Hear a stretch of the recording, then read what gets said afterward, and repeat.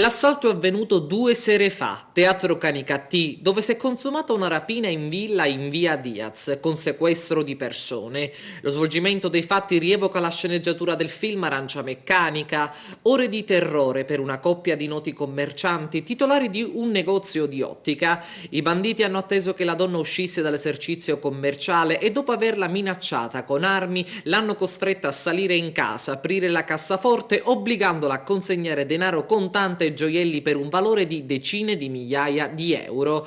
5 i banditi con il volto coperto da passamontagna ed armati di pistole e coltelli, che hanno dimostrato di conoscere bene abitudini e luoghi delle vittime tenute in ostaggio. Quando l'uomo è arrivato in casa, i banditi lo hanno minacciato e gli hanno imposto il silenzio. Dopo aver saccheggiato la cassaforte, i banditi sono fuggiti, facendo perdere le proprie tracce, intimando ai due coniugi di non chiamare le forze dell'ordine. Anche se fortemente scossi dall'accaduto per la tremenda esperienza, la coppia di canicattinesi, dopo essersi ripresi dallo spavento, ha ovviamente chiamato tempestivamente la sala operativa dei carabinieri.